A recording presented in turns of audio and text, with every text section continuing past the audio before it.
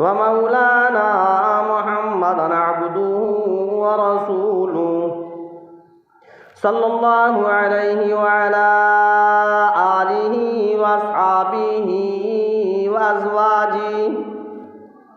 وأزواجه وذرياته وبارك وسلم تسليما كثيرا كثيرا. أما بعد، أعوذ بالله من الشيطان الرجيم. بسم الله الرحمن الرحيم.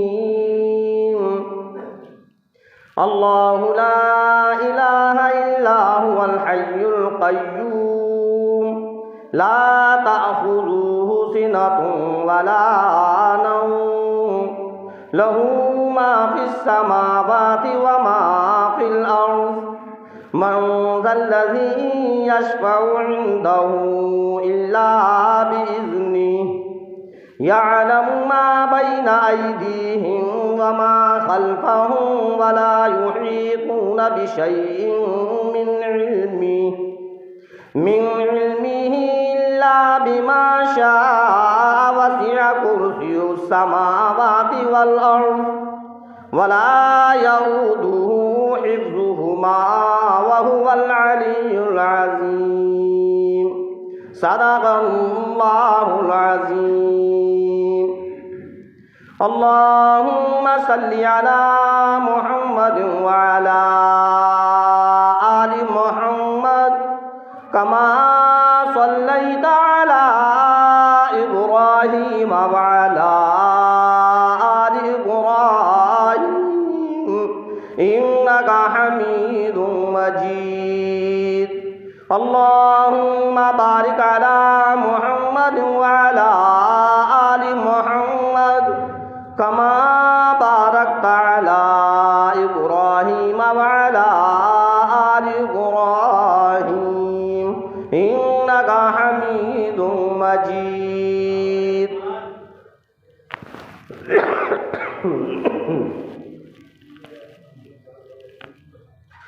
محترم حضرات،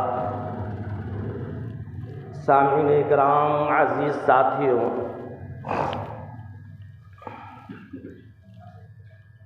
جو خطبے کے دوران جو آیتیں پڑھی گئیں، ہم اور آپ زیادہ تر سبھی لوگ جانتے ہیں کہ یہ آیت الکرسی ہے.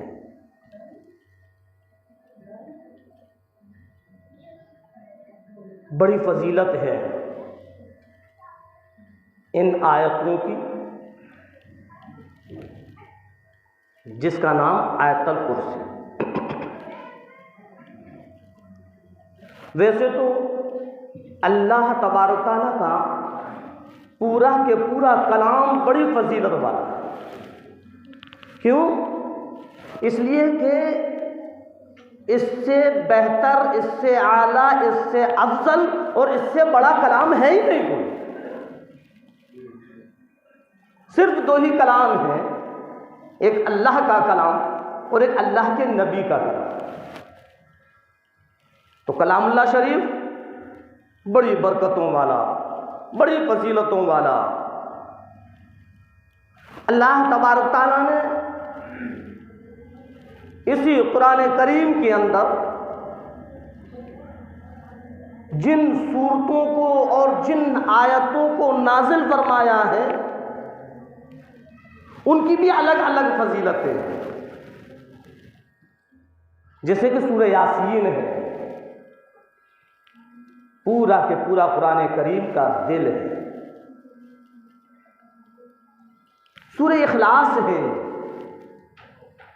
اللہ نے ایسی فضیلت دی اس سورہ اخلاص کو کہ اگر 3 مرتبہ سورہ اخلاص کو پڑھ لیں تو پورے قرآن کریم کے پڑھنے کا ثواب ملتا ہے. سورہ بقر ہے جو پہلے پارے سے شروع ہوتی ہے اور تیسرے پارے میں جا کر اختتام ہوتا ہے. بڑی فضیلتیں ہیں. جس گھر کے اندر، جس دکان کے اندر، جس گودام کے اندر 40 دن تک اگر اس سورہ بقرہ کو پڑھا جائے تو اس میں خیر و برکت ہوتی ہے، الائیں بلائیں پریشانیاں دور ہو جاتی ہیں، بڑی بڑی فضیلتیں ہیں اس قرآن کریم کے اندر۔ آج ہم نے قرآن کریم کو سمجھا ہی نہیں ہے، بس اگر کوئی پریشانی آتی ہے چلو تعویذ بنوا لے، اگر دکان نہیں چل رہی چلو تعویذ بنوا لے، اگر کوئی بیمار پڑ گیا حضرت کچھ ایسا تعویذ دے دیجئے کہ بیماری صحیح ہو جائے۔ اے اللہ کے بندے، یہ قرآن کریم پروردگار عالم نے تجھ کو ایسی کتاب دی، ایسی کتاب دی، کوئی سی بھی پریشانی ہو، کیسی بھی بیماری ہو، کیسی بھی تکلیف ہو، کوئی بھی مصیبت ہو، تو قرآن کریم کو پڑھ، تیری مصیبتیں ختم، تیری پریشانیاں ختم، تیری الجھنیں ختم، تیرے کاروبار نہیں چلتا، قرآن کریم کی تلاوت کرنا شروع کر دے، تیرا کاروبار پروردگار عالم چلائے گا۔ اے 15ویں صدی کے لوگوں، آج میرا تیرا جو یقین تعویذوں پر بن گیا ہے، اس عقیدے کو ہٹا، اس یقین کو ہٹا، کوئی تعویذ کچھ نہیں کر سکتا جب تک کہ خدا کی مرضی نہ ہو۔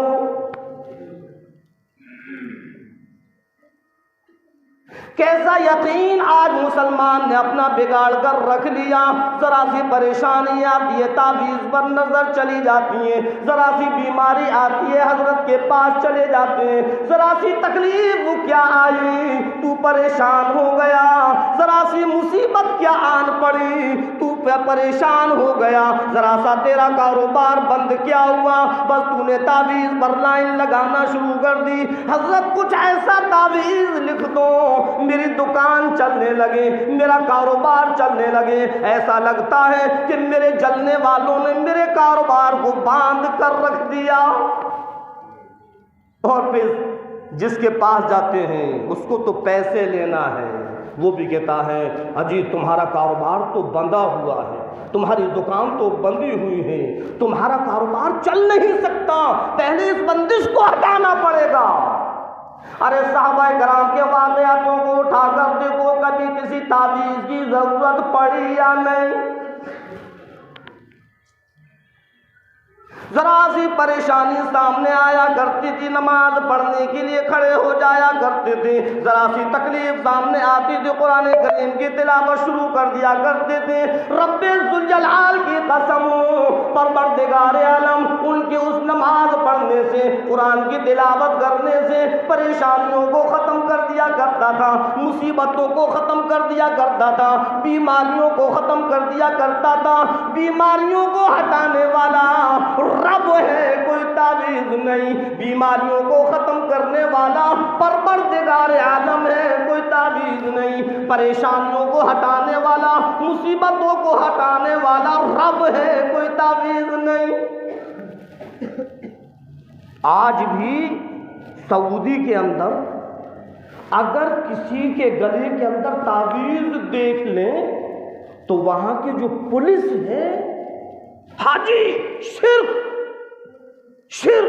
ہٹا اس کو، ہٹا اس کو، نکال کر پھینک دیتے ہیں اس کے تعویذ کو۔ اللہ پر یقین نہیں، قرآن پر یقین نہیں۔ آج مسلمان کا نہ معلوم دن بہ دن اور عقیدہ تعویذوں پر بڑھتا چلا جا رہا ہے۔ ہاں، ہم اپنے عقیدے کو سنبھالیں، اپنے عقیدے کی درستگی کریں۔ اللہ کا کلام ہے، قرآن کریم ہے، اللہ کے کلام کی الگ الگ آیتوں کی الگ الگ فضیلتیں ہیں۔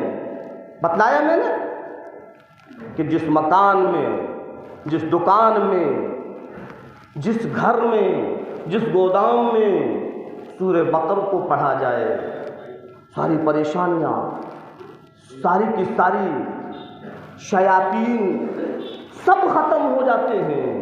ایسی برکت رکھی ہے پروردگار عالم نے سورہ بقرہ کے اندر۔ سورہ یاسین ہے، ہم قرآن کریم کی تلاوت کرنا بھول گئے، قرآن کریم رکھا ہوا ہے، ہم کھول کر نہیں دیکھتے۔ ارے جب تو نے گھر کے اندر قرآن کریم کو بند کر کر رکھ دیا تو خیر و برکت کہاں سے آئے؟ تو بتلا رہا تھا یہ چند آیتیں جو میں نے خطبے کے دوران پڑھی، اس کو آیت الکرسی کہتے ہیں، اس کو آیت الکرسی کہتے ہیں۔ بڑی فضیلت ہے اس آیت الکرسی کی۔ ہاں، اگر ان آیت الکرسی کو پڑھ کر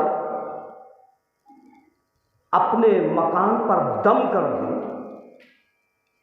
انشاءاللہ پورے مکان کی حفاظت ہو جائے گی۔ دکان پر دم کر دیں، چوری نہیں ہو سکتی۔ کسی پر جن ہے، آیت الکرسی کو پڑھ کر دم کر دیں، بھاگ جائے گا۔ بڑی فضیلتیں ہیں، کسی کو نظر لگ جاتی ہے، بس آیت الکرسی کو پڑھ کر دم کریں، ہاں اللہ پر یقین ہے، اللہ سب ختم کرے گا۔ تو اس آیت الکرسی کے اندر کیا ہے جو اتنی بڑی فضیلت اللہ نے رکھی؟ اللہ کے رسول سرکار دو عالم صلی اللہ علیہ وسلم نے صحابہ کرام سے دریافت فرمایا، اے صحابہ، قرآن کریم کے اندر سب سے اعلیٰ کون سی آیت ہے؟ صحابہ کرام نے عرض کیا کہ اللہ کے نبی آیت الکرسی۔ کیوں؟ اس لیے کہ آیت الکرسی کے اندر پروردگار عالم نے اپنی توحید کو بیان کیا۔ ہاں، اس توحید کو بیان کیا ہے جس توحید کے لیے اللہ تبارک تعالیٰ نے دنیا میں نبیوں کے سلسلے کو شروع کیا۔ حضرت آدم علیہ السلام سے لے کر امام الانبیاء محبوب کبریا سرور کونین صلی اللہ علیہ وسلم تک جتنے بھی پیغمبر دنیا کے اندر آئے، ہر ایک نے اللہ کی توحید کو بیان کیا، اللہ کی بڑائی کو بیان کیا، اللہ کی بزرگی کو بیان کیا، اور جو اللہ کے بھٹکے ہوئے بندے جو ادھر ادھر غیروں کے پوجا پاٹ میں لگ گئے، اللہ رب العزت نے اپنے پیغمبروں کو، اپنے رسولوں کو، اپنے نبیوں کو بھیجا کہ جاؤ ان بھٹکے ہوئے بندوں کو بتلاؤ اللہ لا الہ الا ہو، اللہ کے علاوہ کوئی بھی نہیں ہے، صرف اور صرف رب ہے۔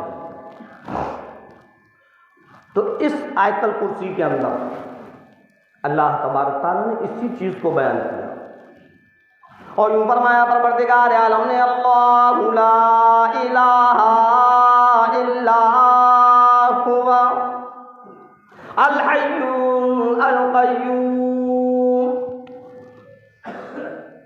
اے لوگوں، اللہ کی توحید کو سمجھو، اللہ لا الہ الا ہو، کوئی نہیں، حاجت روا کوئی نہیں، مشکل کشا کوئی نہیں، رب کوئی نہیں، اللہ سوائے پروردگار عالم کے کوئی نہیں۔ سب سے پہلی چیز پروردگار عالم نے اس آیت الکرسی کے اندر اسی چیز کو بیان کیا کہ اے لوگوں اپنے عقائد کو بدلو۔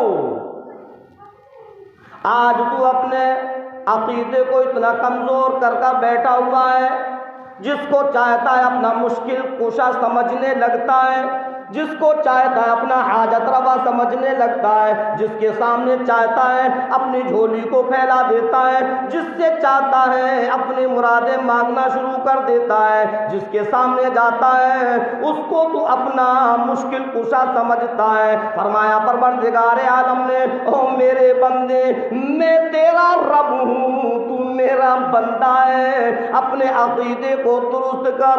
اللہ لا الہ الا ہو،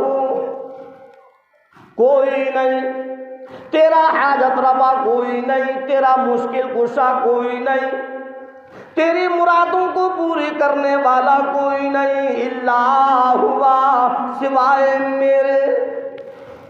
میں ہی تیرا حاجت روا ہوں، میں ہی تیرا مشکل کشا ہوں، میں ہی تیری مرادوں کو پوری کرنے والا ہوں، میں ہی تیری فریادوں کو سننے والا ہوں۔ ساری کی ساری مرادیں میرے سامنے رکھ، ساری کی ساری مشکلیں میرے سامنے رکھ، ساری کی ساری پریشانیاں میرے سامنے رکھ۔ میں ہوں تیرا رب ہوں، کوئی اور نہیں۔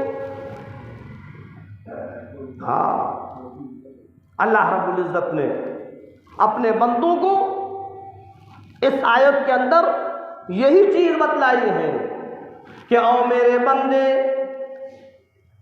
تو میرا بندہ ہے، میں تیرا رب ہوں، میرے علاوہ تیرا مشکل کشا کون ہو سکتا ہے؟ کیا ہو گیا تجھ کو جس کے در پر چاہتا ہے تو سجدہ کرنے لگتا ہے؟ کیا ہو گیا تجھ کو جہاں چاہتا ہے اپنی ناک رگڑنے لگتا ہے؟ کیا ہو گیا تجھ کو جہاں چاہتا ہے اپنی جھولی پھیلا دیتا ہے، مرادیں مانگنے لگتا ہے کہ مجھ کو اولاد دے، مجھ کو لڑکا دے، فلاں کر فلاں کر؟ ہو میرے بندے، آ میرے سامنے اپنے ماتھے کو رگڑ، میری کبریائی کی قسم، اگر میں تجھ کو نہ دوں تب کہنا۔ آج جہاں چاہتا ہے مسلمان اپنے ماتھے کو ٹیک دیتا ہے، جہاں چاہتا ہے سجدہ کرنے لگتا ہے، جس کے سامنے چاہتا ہے اپنی مرادیں شروع کر دیتا ہے۔ فرمایا پروردگار عالم نے خبردار خبردار، اللہ ہوا، میرے علاوہ کوئی اور نہیں۔ اور یوں فرمایا پروردگار عالم نے ہوگا بھی کیسے؟ الحی القیوم،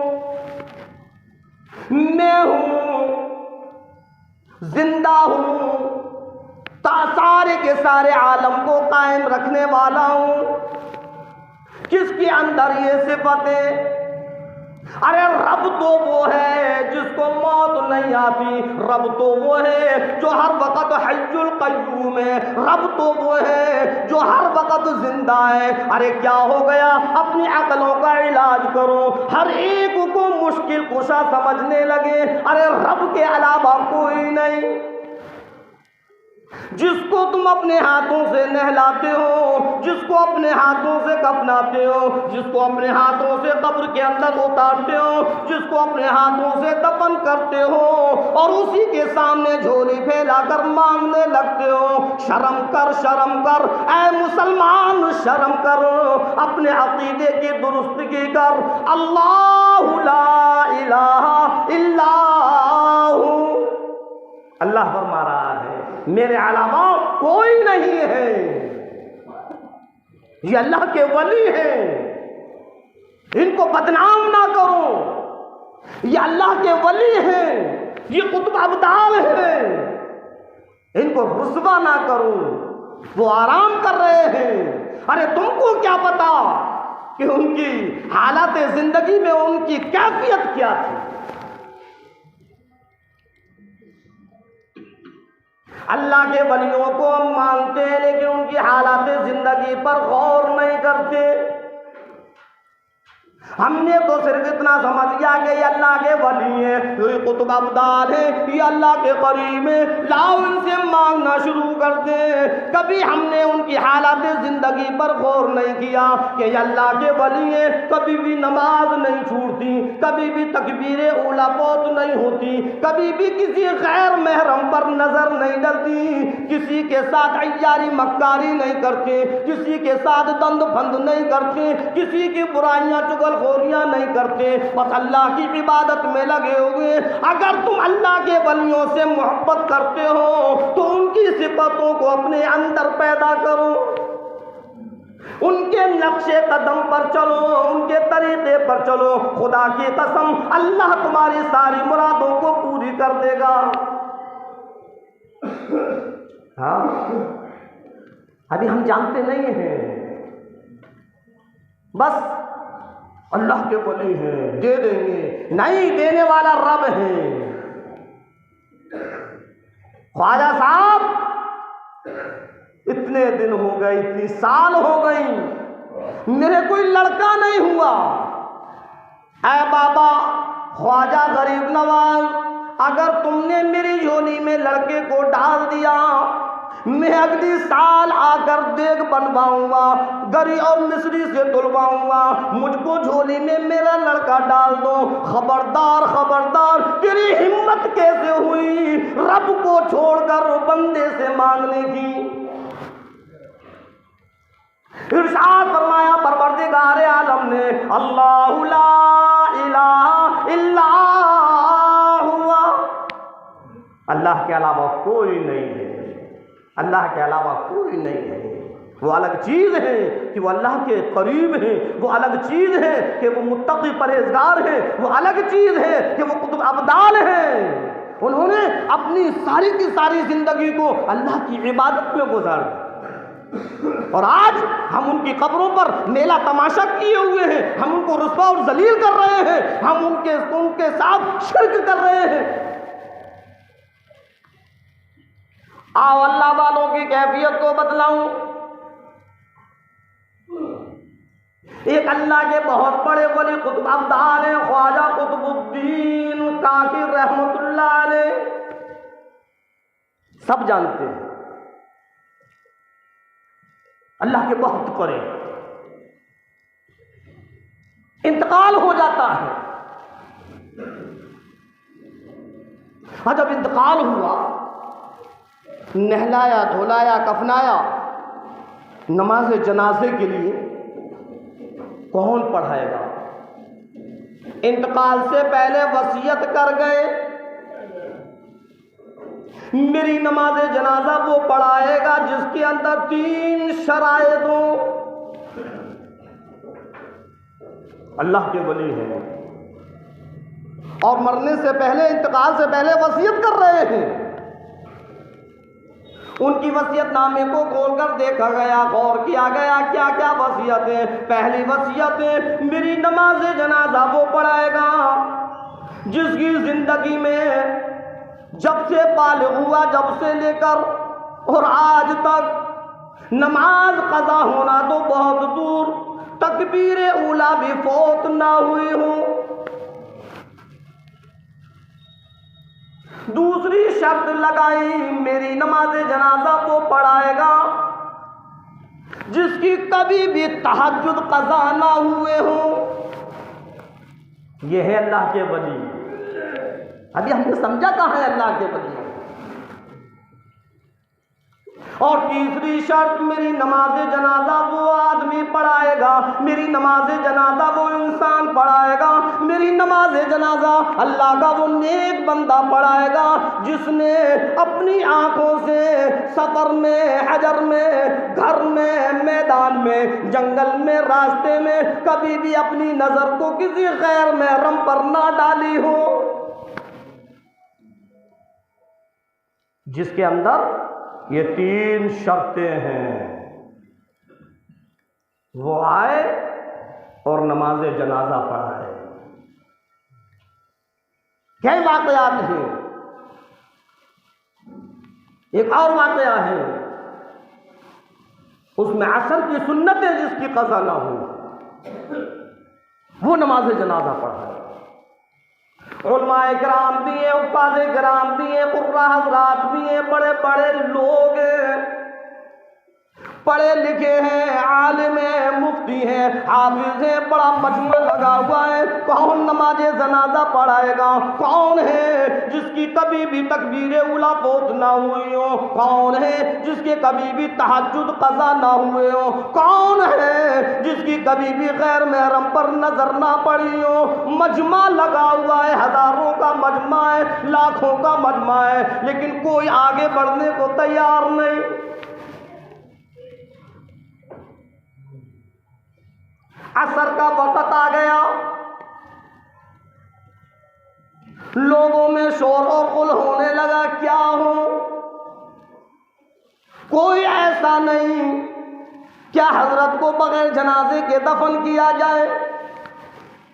ارے اللہ کی زمین پر کوئی اگر ایسا ہے جس کے اندر یہ 3 شرائط موجود ہیں، سامنے آئے اور نماز جنازہ پڑھائے، ایک جوان سامنے آتا ہے اور کہنے لگتا ہے صفے باندھ لو، سب دیکھنے لگے، لیکن کوئی یہ نہیں کہہ سکتا کہ تمہارے اندر یہ 3 شرطیں ہیں، کیونکہ وہ دور ایسا تھا کہ کوئی جھوٹ نہیں بولتا تھا۔ ہاں، صفے ہو گئی سیدھی، اور وہ صاحب جنازے کے قریب گئے اور کہا ہے قطب الدین، آخر تو نے مجھ کو ذلیل کیوں کیا، تو نے مجھ کو رسوا کیوں کیا؟ میں جانتا ہوں تو نماز جنازہ کس سے پڑھوانے کے لیے کہہ کر گیا، یہ میرا راز تھا، راز رہنے دیتا، اللہ کو معلوم ہے، مجھ کو معلوم ہے، اور ایک تو ہے جو تجھ کو معلوم تھا۔ اب اگر میں تیری نماز جنازہ پڑھاتا ہوں تو میرا راز ختم ہو، اور اگر میں اپنے راز کو بتاتا چھپاتا ہوں تو پھر نماز جنازہ پڑھنے والا کوئی نہیں۔ ایسے تھے ولی، اور پھر نماز جنازہ ہوئی، مجمع میں سے آواز آئی یہ 3 شرطیں ہیں کہ ہاں صفے باندھ لو۔ اب ہم اور آپ یہ سوچ رہے ہوں گے کہ کوئی بہت بڑے ولی قطب ابدال، کوئی ملنگ ہوں گے، جنگل میں ان کی جھوپڑی ہوگی، اللہ اللہ کرنے میں لگے ہوں گے، دنیا سے ان کا کوئی واسطہ نہیں ہوگا، اتنے متقی پرہیزگار، اتنے ولی ہوں گے، دنیا کو بالائے طاق رکھ رہے ہوں گے۔ آؤ اے 15ویں صدی کے لوگوں، بتلاؤں وہ کون ہے؟ خواجہ شمس الدین التمش رحمت اللہ علیہ، جو دلی کے شہنشاہ، دلی کے بادشاہ ہیں، اتنی بڑی ذمہ داری، جو بادشاہت کو چلانے والے، رعایا کو چلانے والے، لیکن زندگی میں کبھی بھی کسی غیر محرم پر نظر نہ پڑی، زندگی میں کبھی بھی جب سے بلوغیت کو پہنچے، جب سے لے کر اور اس وقت تک کبھی بھی تکبیر اولیٰ فوت نہ ہوئی، کبھی ان کی تہجد کی نماز قضا نہ ہوئی۔ ایسے ہوتے ہیں ولی۔ ابھی ہم نے ولیوں کو سمجھا کہاں ہے؟ ابھی ہم نے ولیوں کی حقیقت کو جانا کہاں ہے؟ ہاں، خواجہ معین الدین چشتی رحمۃ اللہ علیہ، جن کو ہم غریب نواز کے نام سے جانتے ہیں، ایک دن ان کے استاد محترم نے کہا، اے معین، ایک چیز بتلاؤں؟ کہ بتلائیے حضرت۔ استاد محترم کہنے لگے، معین، اے معین الدین، کل صبح فجر کی نماز میں جتنے لوگ میرے پیچھے ہوں گے سب جنتی، اور جس نے اس راز کو فاش کر دیا وہ جہنمی۔ کیا کہا؟ اے معین، کل صبح فجر کی نماز میں جتنے لوگ میرے پیچھے نماز پڑھیں گے وہ سب جنتی، اور جو اس راز کو فاش کر دے گا وہ جہنمی۔ اب حضرت سوچ و بچار میں پڑ گئے، کیا کیا جائے، اور ایک ایک کے دروازے کی کنڈی بجا بجا کر اور لوگوں کو اٹھانا شروع کیا، اللہ کے واسطے آج ہمارے استاذ کے پیچھے نماز پڑھ لو جنتی ہو جاؤ گے، آج ہمارے استاذ کے پیچھے نماز پڑھ لو جنتی ہو جاؤ گے۔ سلام پہ اگر استاد محترم نے دیکھا ایک لمبا چوڑا مجمع لگا ہوا ہے، حضرت معین الدین چشتی رحمت اللہ علیہ کو آواز دی، اے معین ادھر آؤ۔ کیا ہوا حضرت؟ تم نے جا کر خبر کی؟ اے معین الدین، تم نے اس راز کو فاش کر دیا، تم کو اتنی بھی فکر نہ ہوئی کہ جو اس راز کو پاس کرے گا وہ جہنمی. حضرات میں اکیلا جہنم میں چلا جاؤں گا یہ مجھ کو منظور ہے، لیکن اتنا بڑا مجموعہ جنت میں چلا جائے. یہ ہوتے ہیں اللہ کے ولی، ان کے اندر ہمدردیاں ہوتی ہیں. تو حضرت کہنے لگے معین الدین میں کون ہوتا ہوں جنت اور جہنم کا فیصلہ کرنے والا؟ میں تو تمہارا امتحان لے رہا تھا کہ اللہ کے بندوں سے تم کو کتنی ہمدردی ہے. ہاں ایک نہیں سینکڑوں واقعات ہیں اللہ کے ولیوں کے، لیکن ہم ان کی حیات زندگی کو نہیں دیکھتے. بس اللہ کے ولی ہیں، متقی ہیں، بہت قریب ہیں، قطب ابدال ہیں، لاؤ یہ ہماری مرادوں کو پوری کر دیں گے، لاؤ ان کے سامنے جھولی پھیلا دو، ان سے مانگنا شروع کر دو. اللہ رب العزت نے فرمایا اللہ لا الہ الا ہوا الحی القیوم. جو مرادوں کو پوری کرنے والا ہے، جو حاجتوں کو پوری کرنے والا ہے، جو مشکل کشا ہے، اس کے اندر ایک صفت یہ بھی ہوتی ہے وہ زندہ ہوتا ہے اور وہ رب ہے، رب کے علاوہ کوئی نہیں. ہاں ہمیشہ سے ہے وہ اور ہمیشہ رہے گا. اللہ رب العزت نے دوسری صفت کو بیان کیا لا تأخذوہ سنۃ ولا نوم. ارے رب وہ ہے، مشکل کشا وہ ہے، حاجت روا وہ ہے، دینے والا وہ ہے، مرادوں کو پوری کرنے والا وہ ہے. اس کے اندر یہ اس کی خاصیت ہے، یہ اس کی صفت ہے لا تأخذوہ سنۃ ولا نوم. اس کو نیند نہیں آتی. ارے نیند تو بہت دور اونگ تک نہیں آتی. 24 گھنٹے ہر وقت، رات میں مانگ دن میں مانگ، جب چاہے جب مانگ. تو مانگتے مانگتے تھک جائے گا، وہ رب دیتے دیتے نہیں تھکتا. لا تأخذوہ سنۃ ولا نوم. اے 15ویں صدی کے مسلمانوں، مرادیں مانگنے سے پہلے، کسی کو مشکل کشا سمجھنے سے پہلے، کسی کو حاجت روا کہنے سے پہلے دیکھ لینا کیا یہ وہ ہے جس کو نیند نہیں آتی ہے؟ کوئی؟ اللہ کے علاوہ کوئی نہیں. ایک اللہ کی صفت ہے یہ کہ اللہ کبھی نہیں سوتا، اور سونا تو بہت دور اونگ تک نہیں آتی. وہ پورے دنیا کے نظام کو لے کر چل رہا ہے. اگر اس کو نیند آ جائے گی تو نظام درہم برہم ہو جائے گا. ایک دنیا کے اندر جو گاڑی چلانے والا ہے اس سے بھی ہم کہتے ہیں سونا نہیں، جاگتے رہنا، کیونکہ پتہ ہے کہ ذرا سا اگر وہ سویا تو ڈسبیلنس ہو جائے گا. اللہ تو پورے نظام کو چلا رہا ہے، وہ پوری کائنات کو چلا رہا ہے. تو اس کی صفت یہ ہے لا تأخذوہ سنۃ ولا نوم. تم ہر کسی کو مشکل کشا سمجھنے لگتے ہو، ہر کسی کو حاجت روا سمجھنے لگتے ہو، ہر کسی کے سامنے مرادیں مانگنا شروع کر دیتے ہو. آ جاؤ اے اللہ کے بندے، آؤ آیت الکرسی کی اس آیت کو پڑھ کر دیکھوں لا تأخذوہ سنۃ ولا نوم. تمہارا مشکل کشا وہ ہو سکتا ہے جس کو پلک جھپکنے کے برابر بھی اونگ نہ آئے. نظر گھما کر دیکھو، چاہے وہ ولی ہوں، چاہے وہ قطب ابدال ہوں، چاہے وہ پیغمبر ہوں، چاہے وہ نبی ہوں، آخر سوتے تو سب ہیں. سوتے ہیں نہیں؟ ولی بھی سوتے ہیں، نبی بھی سوتے ہیں، رسول بھی سوتے ہیں.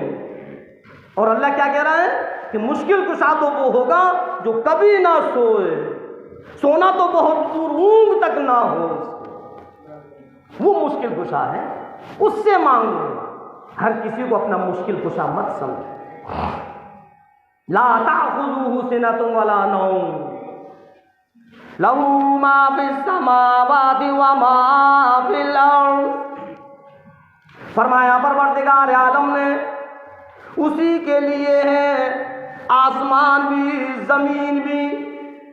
ارے وہ تو اتنا بڑا شہنشاہ ہے، اس کی حکومت صرف آسمان پر نہیں، اس کی حکومت تو زمین پر ہے، ساری کی ساری مخلوق پر ہے۔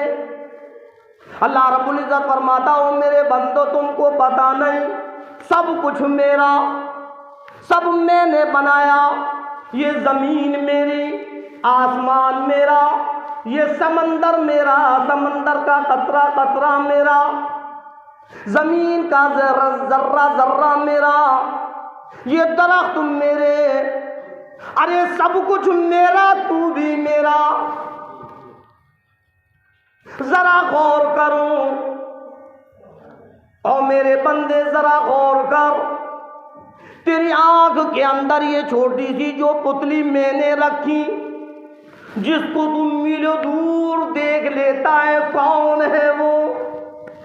کیسے پروردگار عالم سمجھا رہا ہے کہ میں نے جو تجھ کو بنایا، تیرے ہاتھ، تیرے پاؤں، تیری آنکھ، تیری ناک، اور اس آنکھ کے اندر یہ جو پتلی ہے سفید، اور اس میں جو چھوٹی سی کالی سی ہے، اس سے روشنی آتی ہے، اس سے تو سب کچھ دیکھتا ہے۔ تو جس کو چاہے گا اس کو حاجت روا کہے گا۔ یہ صفتیں دیکھ، یہ صفتیں کس کے اندر ہیں؟ جس کے اندر یہ صفتیں ہیں وہ حاجت روا ہے، وہ مشکل کشا ہے۔ فرمایا پروردگار عالم نے لہو ما فی السماوات وما فی الارض، سب کچھ میں نے بنایا، یہ زمین، یہ آسمان، یہ چاند، یہ سورج، یہ ستارے، یہ درخت، یہ سمندر، یہ ندی، یہ نالے، سب کچھ میں نے بنایا۔ میں جب چاہوں جو چاہوں کر دوں، فعال لما یرید، مجھ کو روکنے والا کوئی نہیں، مجھ کو ٹوکنے والا کوئی نہیں۔ وَهُوَ عَلَىٰ كُلِّ شَيْءٍ قَدِيرٌ، ارے وہ تو ہر چیز پر قادر ہے۔ وہ چاہے تو جس کو چاہے لڑکے ہی لڑکے دے دے، وہ چاہے لڑکیاں لڑکیاں دے دے، وہ چاہے کچھ نہ دے۔ پوری زندگی تیری گزر جائے، تیری جھولی میں ایک اولاد نہ دے، تو لڑکے لڑکے مانگتا رہے، پروردگار عالم کہتا ہے یہ تو میری مرضی، میں تجھ کو لڑکیاں دوں گا۔ فعال لما یرید، سب پر میری حکومت ہے، میں جو چاہوں کروں۔ میری خدائی کو پہچانو، میری کبریائی کو پہچانو، میری شان کو پہچانو۔ ہر کسی کو حاجت روا مشکل کشا مت کہو۔ کتنے بہترین انداز میں پروردگار عالم بندوں کو سمجھا رہا ہے، اور یہی چیز پیغمبروں نے، نبیوں نے اللہ کی توحید کو بیان کیا۔ اللہ کے رسول سرکار دو عالم صلی اللہ علیہ وسلم کوہ صفا پر کھڑے ہیں۔ دو پہاڑیاں بڑی مشہور ہیں، کوہ مروہ اور کوہ صفا، اور آپ نے فرمایا اے مکے کے لوگوں، اے سرداروں، اے غلاموں، آؤ اور مجھ کو بتاؤ تم نے مجھ کو کیسے کیا پایا۔ اللہ کے رسول سرکار دو عالم صلی اللہ علیہ وسلم نے سارے مکے والوں کو اکٹھا کیا۔ بڑے بڑے چودھری کھڑے ہوئے ہیں، ابو جہل بھی ہے، ابو لہب بھی ہے، سفیان بھی ہے، عتبہ بھی ہے، شیبہ بھی ہے، اور غلام بھی ہیں، سب کھڑے ہوئے ہیں۔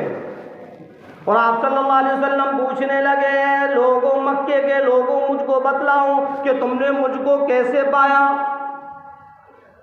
سب نے ایک ساتھ جواب دیا آپ امین ہیں، آپ صادق ہیں، آپ دیانتدار ہیں، آپ تو سچوں کے سچے ہیں، آپ سے بڑا سچا کوئی نہیں۔ ارشاد فرمایا مدنی کریم صلی اللہ علیہ وسلم نے، اے لوگوں، اگر میں یہ کہوں کہ پہاڑ کے پیچھے دشمن کھڑے ہوئے ہیں، تم پر حملہ کرنے والے ہیں، ذرا بتلاؤ تو صحیح میری بات سچ مانو گے یا غلط؟ سارے کے سارے کہنے لگے آپ تو سچوں کے سچے ہیں، آپ کی بات غلط ہو ہی نہیں سکتی، آپ کی زبان سے کوئی غلط بات نکل نہیں سکتی۔ پھر ارشاد فرمایا مدنی کریم صلی اللہ علیہ وسلم نے، قولوا لا الہ الا اللہ محمد رسول اللہ۔ جب تم کو میری بات پر یقین آ گیا، جب تم نے مجھ کو سچا سمجھ لیا، جب تم نے مجھ کو امانت دار سمجھ لیا، جب تم خود اقرار کرتے ہو کہ میری زبان سے کوئی بات غلط نہیں نکلتی، جب تم اقرار کرتے ہو میری زبان سے جھوٹ بات نہیں نکل سکتی، تو پھر یقین کر لو کہ میں خود اپنی زبان سے کہتا ہوں اللہ کے علاوہ کوئی نہیں، لات نہیں، عزا نہیں، منات نہیں، کوئی نہیں، صرف اور صرف رب، لا الہ الا اللہ۔ تمہارے کاروبار چلانے والا کوئی نہیں، تمہاری بیماریوں کو دور کرنے والا کوئی نہیں، یہ منات نہیں، یہ عزا نہیں، یہ لات نہیں، تمہاری مشکلوں کو حل کرنے والا کوئی نہیں سوائے پروردگار عالم کے۔ اور یقین کر لو میں اللہ کا رسول ہوں۔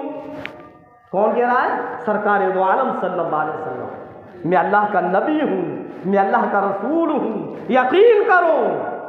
بس اتنا کہنا تھا کہ لوگوں میں پتھر مارنا شروع کر دیے، اور یہ فرمایا سرکار دو عالم صلی اللہ علیہ وسلم نے کہ میرا وہ سگا چچا کہ جب میری پیدائش ہوئی تھی تو اپنے یتیم بھتیجے کی خوشی میں مکے کے اندر اتنا خوش تھا میرا وہ چچا، اتنا خوش تھا کہ غلاموں کو باندیوں کو آزاد کیا۔ لیکن وہی چچا ابو لہب سب سے پہلا پتھر اسی کا مجھ کو لگا۔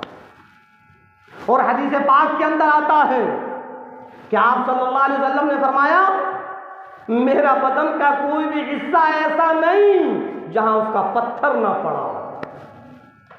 اللہ کے نبیوں نے، اللہ کے رسولوں نے اس توحید کے خاطر بڑی مار کھائی ہے، بڑی تکلیفیں برداشت کی ہیں، بڑی پریشانیوں سے گزرنا ہوا ہے، تب آ کر یہ ایمان ہم تک پہنچا ہے۔ اے 15ویں صدی کے لوگوں، اب اپنے اس ایمان کو، اپنے اس عقیدے کو کمزور مت کرو، ہر ایک کو اپنا مشکل کشا مت سمجھو، ہر ایک کے سامنے اپنا ماتھا مت ٹیکو۔ میرے نبی نے جو کہہ دیا بس اس پر عمل کرو، اللہ کے علاوہ کوئی نہیں، اللہ کے علاوہ کوئی نہیں۔ لَهُ مَا فِي السَّمَاوَاتِ وَمَا فِي الْأَرْضِ، سب کچھ اس کے ہاتھ میں، ساری حکومت اس کے ہاتھ میں، وہ جب چاہے جو چاہے کر دیتا ہے، جس کو چاہے دے دیتا ہے، جس کو چاہے مال کے ڈھیر پر بٹھا دے، جس کو چاہے غربت کے اندر کر دے، جس کو چاہے امیر بنا دے، جس کو چاہے غریب بنا دے۔ اے امیروں، اپنے مال پر اتراگر مت چلو، اپنے مال پر غرور گھمنڈ نہ کرو۔ وَهُوَ عَلَى كُلِّ شَيْءٍ قَدِيرٌ، وہ تو اس چیز پر بھی قادر ہے، منٹ کیا سیکنڈ سے پہلے تیرا سارا کا سارا مال ختم کر دے، تیرے ہاتھ میں بھیک کا پیالہ تھما دے۔ लहू मा फिस समावाति व मा फिल अर्ज़। हाँ, ये है आयतुल कुर्सी।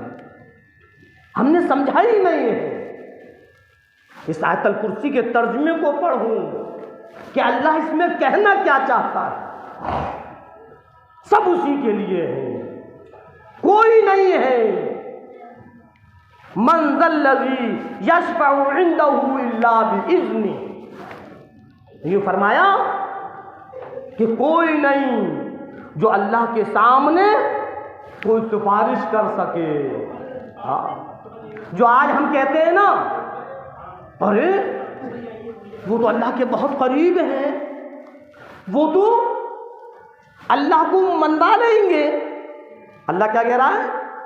मन ज़ल्लज़ी यशफ़अु इंदहु इल्ला बिइज़्नि। कौन है वो, किसकी जुर्अत है जो मेरे सामने सिफारिश करे। अल्लाह के करीब है, ठीक है, अल्लाह के वली है, ठीक है, कुतुब अब्दाल है, ठीक है, गौस है, ठीक है। अरे वली कुतुब अब्दाल तो दूर, जो अल्लाह के नबी हैं उनके अंदर भी इतनी जुर्अत नहीं जो अल्लाह के सामने लब कुशाई करे। मन ज़ल्लज़ी यशफ़अु इंदहु इल्ला बिइज़्नि। कितने बेहतरीन अंदाज में परवरदिगार आलम समझा रहा है, कौन है, किसकी जुर्अत है जो मेरे सामने सिफारिश करे, कुछ कहे। हाँ, इल्ला बिइज़्नि, मगर अल्लाह के हुक्म से। अल्लाह जिसको हुक्म देगा वो सिफारिश करेगा। बतलाया था मैंने एक बार, और एक बार नहीं, कई बार मैंने बयान में बतलाया है कि जब मैदान क़यामत होगा तो वली कुतुब अब्दाल गौस तो अलग हैं, जो नबी है ना नबी, वो भी थर थर काँप रहे होंगे। ऐसा मंजर होगा, अल्लाह का ऐसा खौफ होगा, थर थर काँप रहे होंगे। और ये सारा का सारा मजमा हज़रत आदम अलैहिस्सलाम के पास जाएगा। ए अल्लाह के नबी, ए अल्लाह के पैगंबर, आप तो अल्लाह के नबी हैं, हमारे बाप हैं, हम आपकी औलाद हैं, आज हमारे लिए सिफारिश कर दो, आज हमारे लिए सिफारिश कर दो।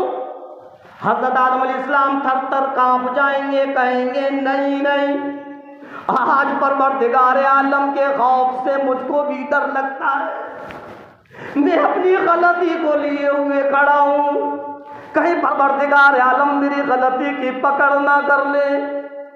इरशाद फरमाया परवरदिगार आलम ने, मन ज़ल्लज़ी यशफ़अु इंदहु इल्ला बिइज़्नि। कौन है, किसकी जुर्अत है जो मेरे सामने आकर सिफारिश करे।